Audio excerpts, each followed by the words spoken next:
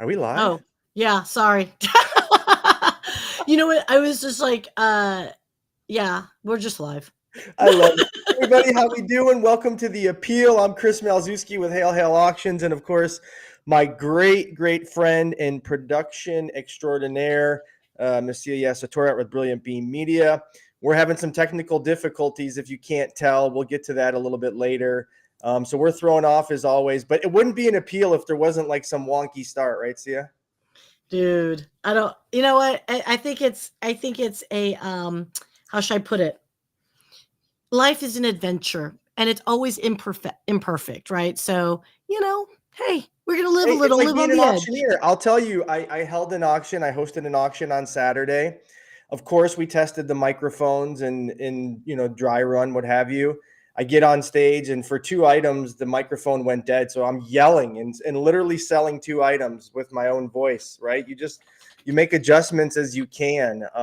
It's what you got to do, right? And like we always say, technology is a blessing and a curse. It absolutely is. All right. Well, we're blessed nonetheless, speaking of blessings and technology, but we're blessed to have such a great sponsor.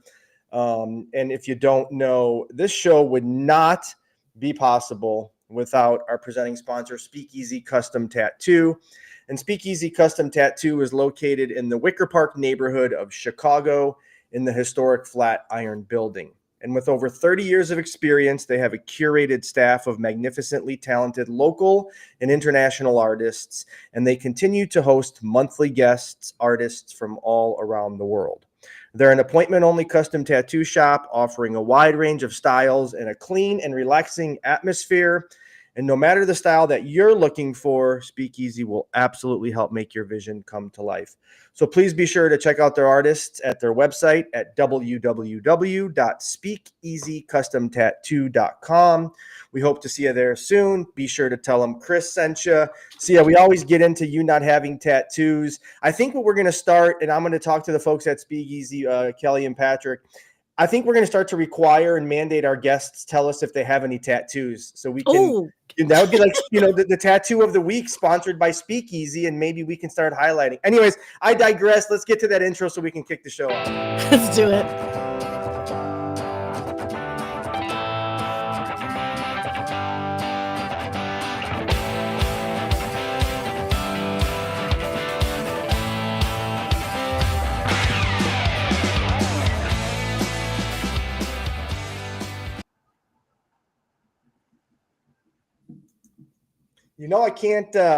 I can't be dancing too hard. I got to save my energy, and so I'm not too sore for what's coming this week. You know what's ahead for me, don't you? Wait, what's this? Wait, what's this week? Oh, well, it was my birthday on Saturday, so Oh, happy that's birthday true. to me, Happy 43. belated. Thank you Yes, very much. I'm a Uh, terrible friend. I forgot. Happy belated I'm too old birthday for to that. I'm you. too old. I'm too old for that. But I was very fortunate and overwhelmed. So many people on LinkedIn and the various platforms wished me happy birthday and calls and texts. Super cool, nonetheless. Thank you. I appreciate and love you all.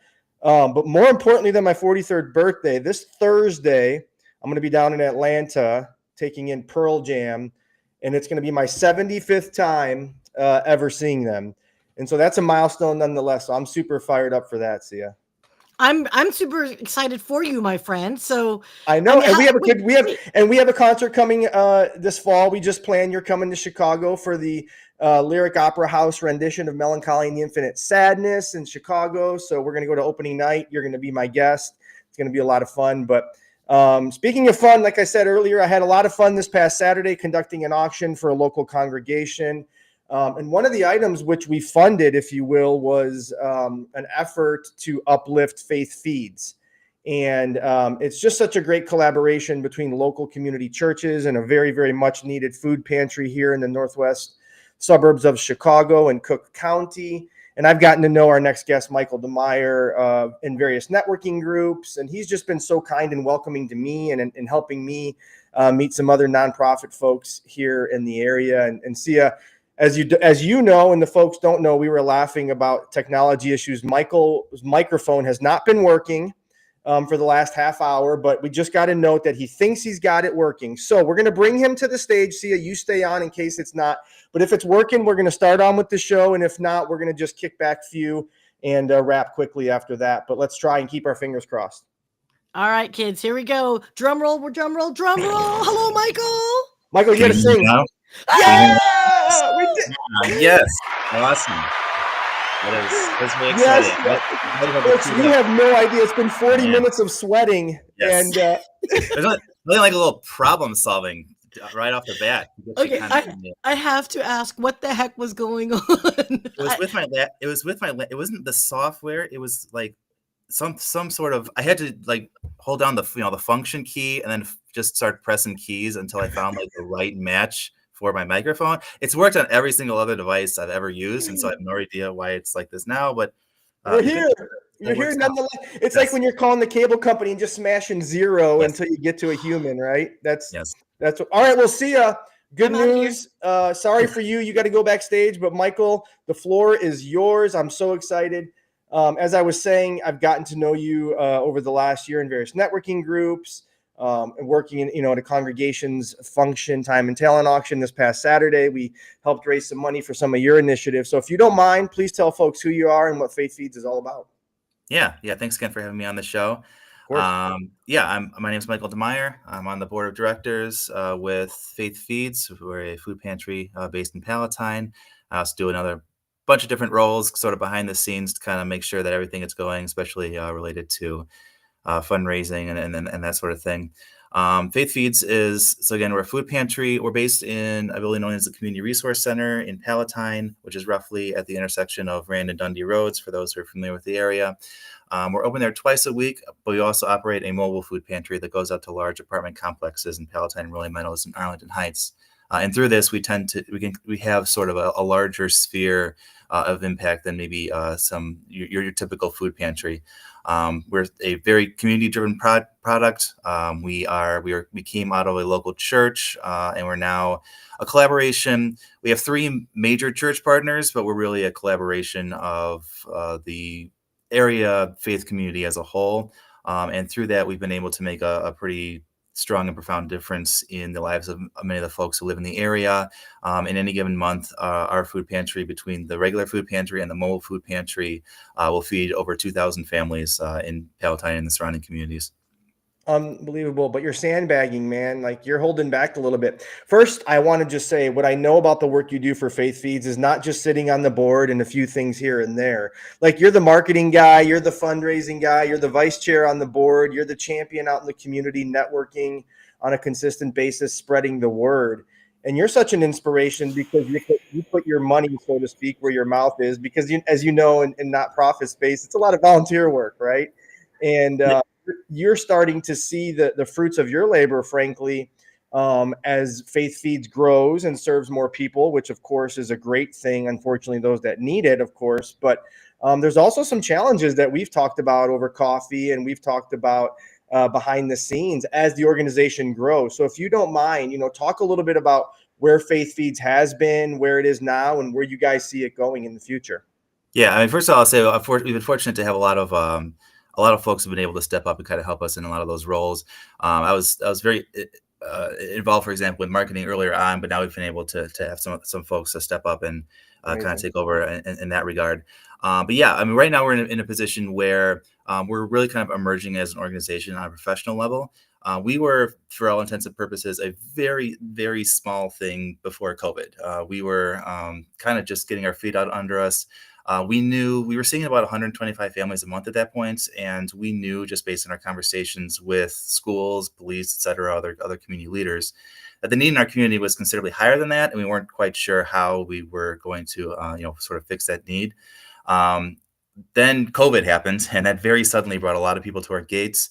That we were able to help a lot of folks during that time, and that helped get the word out. And then, in order to sort of solve that accessibility issue, that's kind of when we launched the mobile food pantry, and that again has caused a pretty big impact in our communities.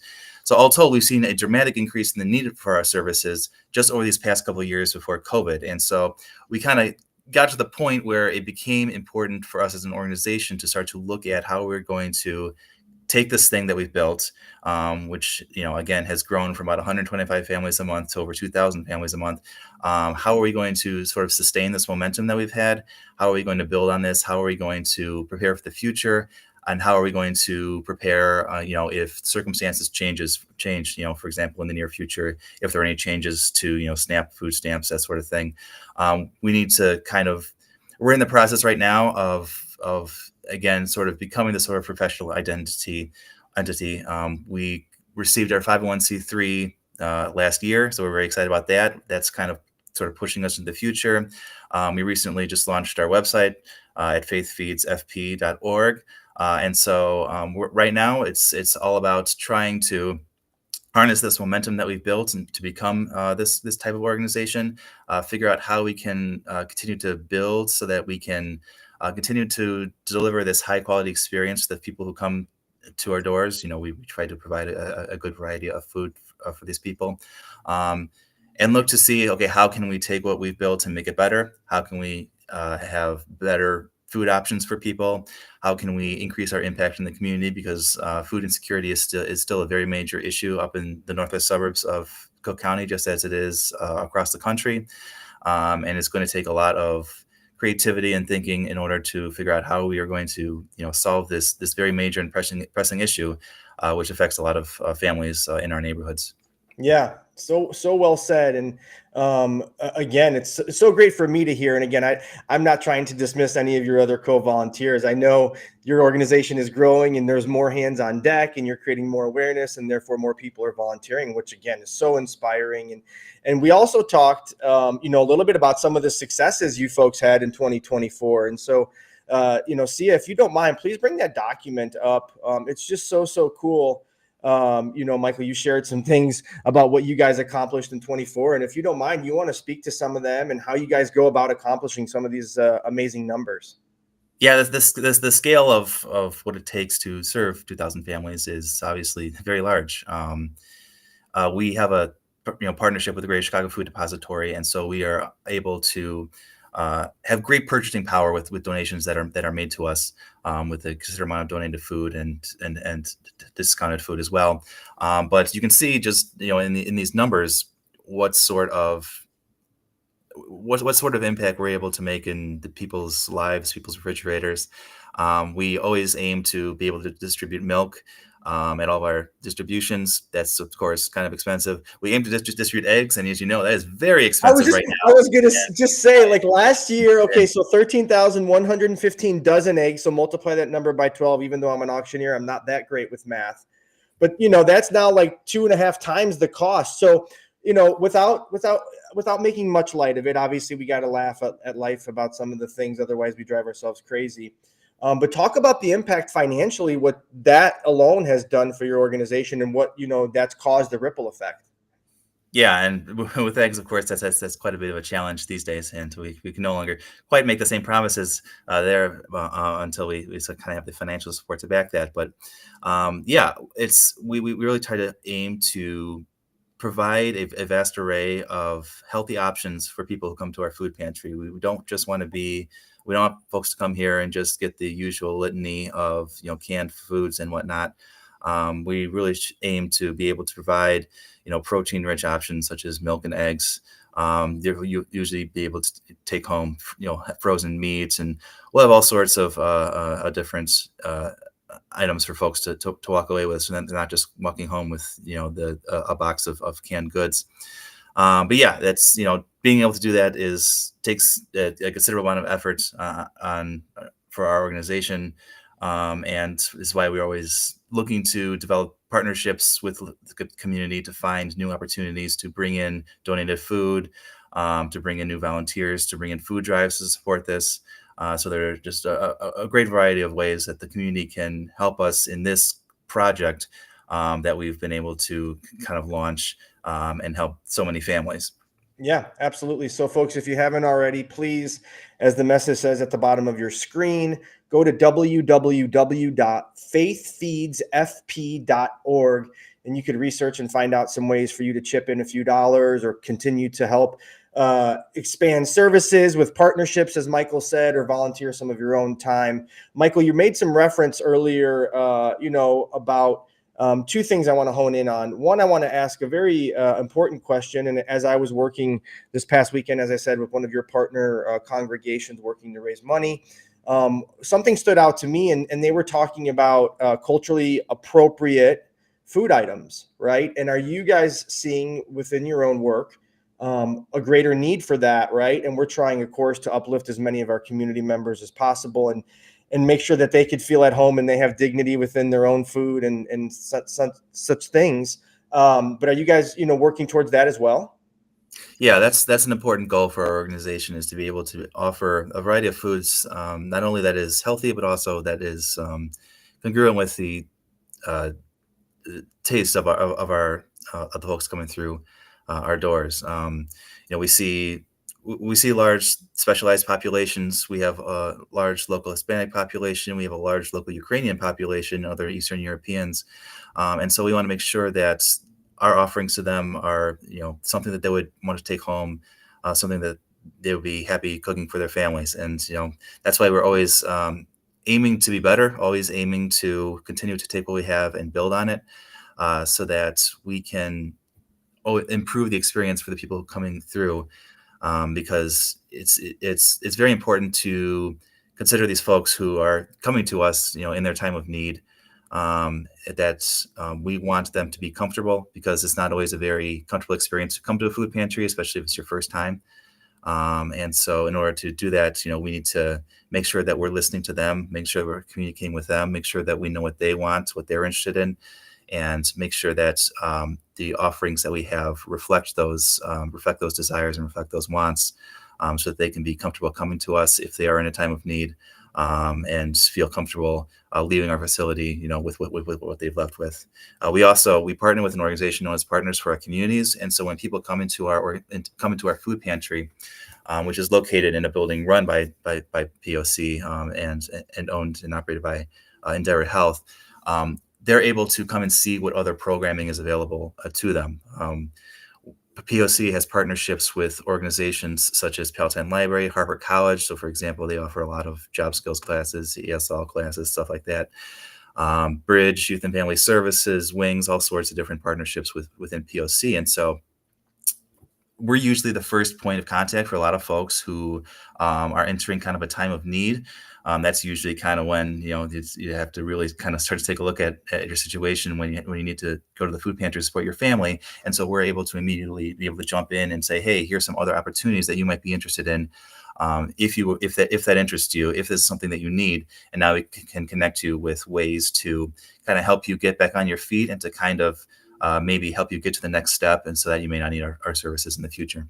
Unbelievable. And, as my work is expanding and I'm meeting, more great people like yourself in the local community here in the northwest suburbs of Chicago, I'm finding such comfort in knowing that there is such great collaboration. You mentioned Bridge Youth Services, right? And of course, I just worked for a congregation that supports you folks, and the Rotary of Schaumburg Hoffman Estates, right? And so all of these organizations coming together to create an ecosystem to uplift those in their greatest time of need is so impactful in the community.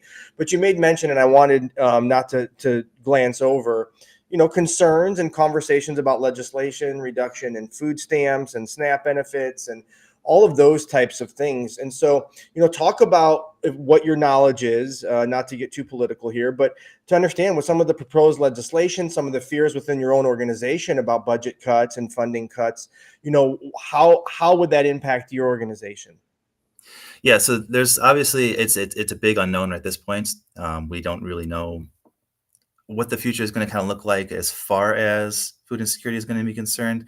We have a pretty good authority that at least for the next 3 or 4 months, we're going to be on pretty firm footing as far as how we're acquiring our food and all that. But in the future, obviously, it's a bit of a murkier image.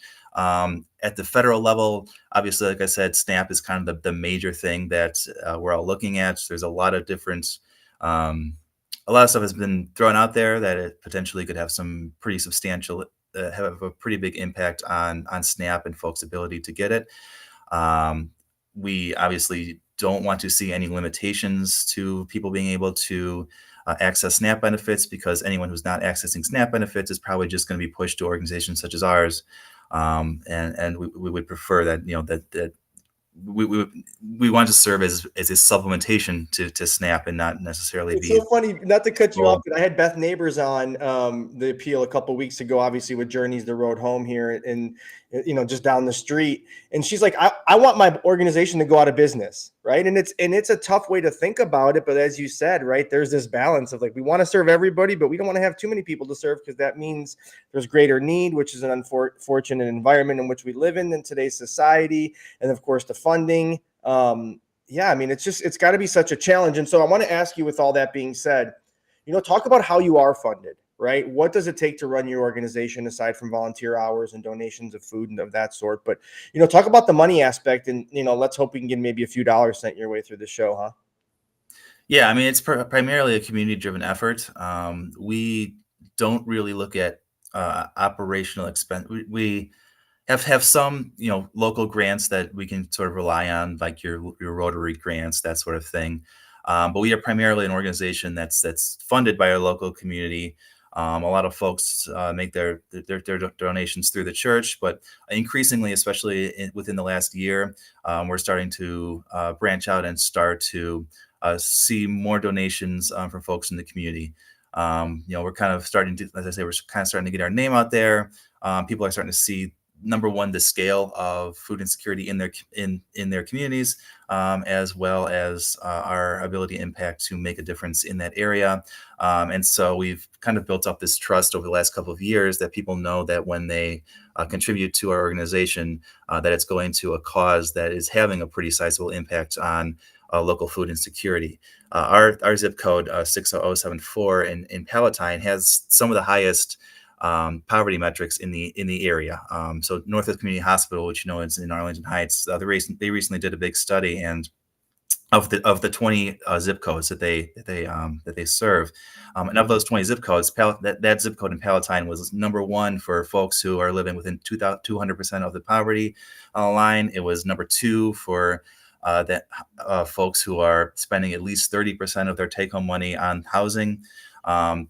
Painted a pretty broad picture of a community in need, but food insecurity, at least for the last year, was only 7th out of 20. And so we're happy to see our impact kind of made in numbers.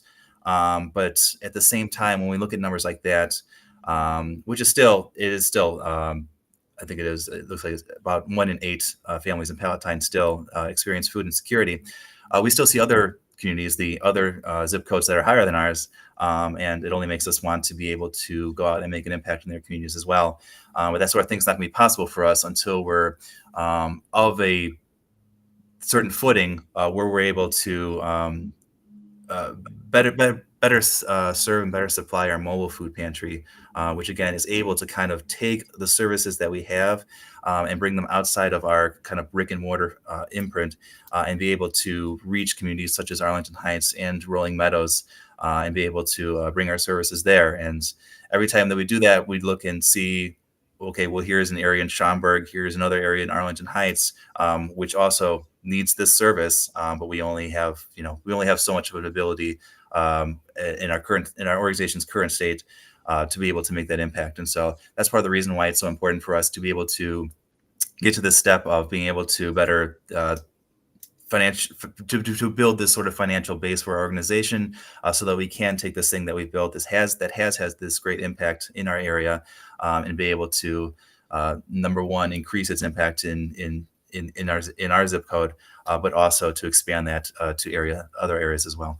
Yeah, absolutely. So well said, right? It's a problem needing solved, unfortunately, and you guys are doing an amazing job of making an effort in your part, right? And making your own little part of the world as better as possible. And it happens to be where I live and in my community as well. And so I thank you so much for the work that you do, Michael, and that Faith Feeds and all the partner organizations that support your efforts. And so, real quick before we sign off, I want to give you an opportunity, if you want to highlight and thank some of your partners, but also let those watching and listening know where they could connect with you if they're interested in some collaboration or just understanding better who you are, what you do, and more about Faith Feeds. And of course, if you haven't already, go to faithfeedsfp.org and you can find out more about the organization there. But, we have a few more minutes, Michael, again, let folks know how they can get in touch with you, and, we'll move on about our day here in a few.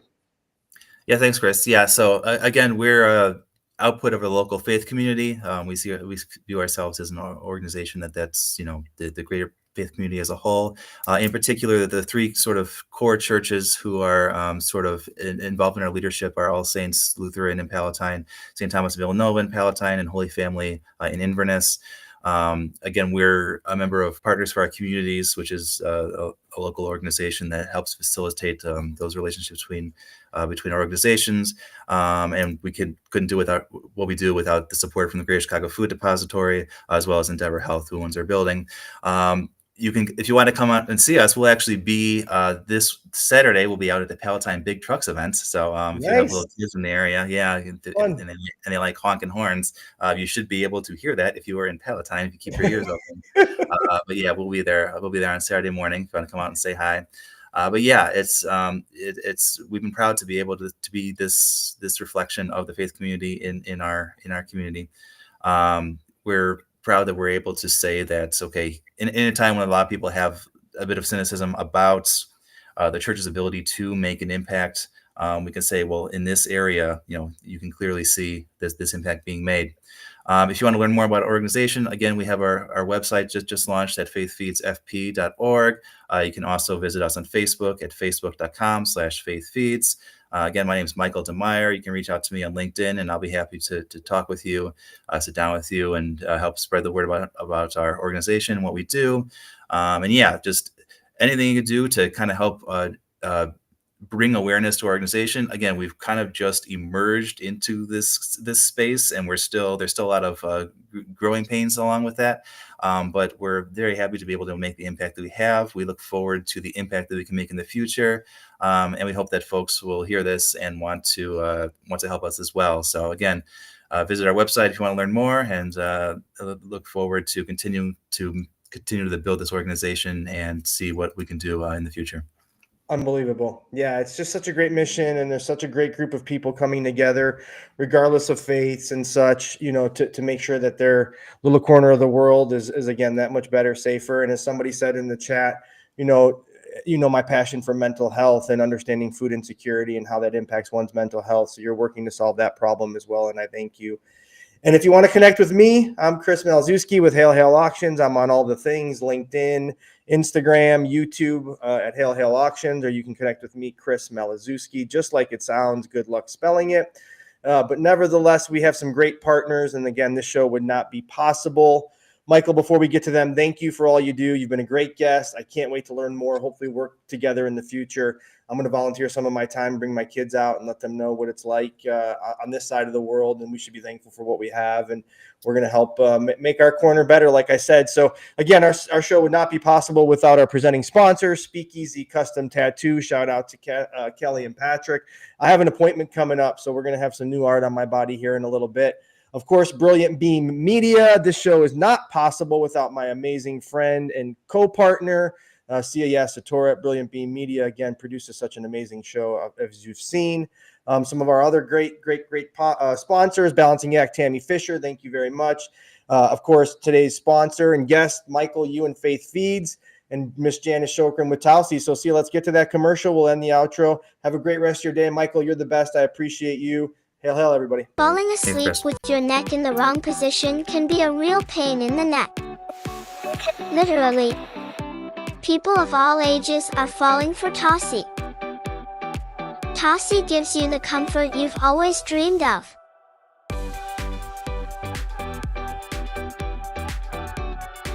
Go to TausiBrands.com and get your comfort on.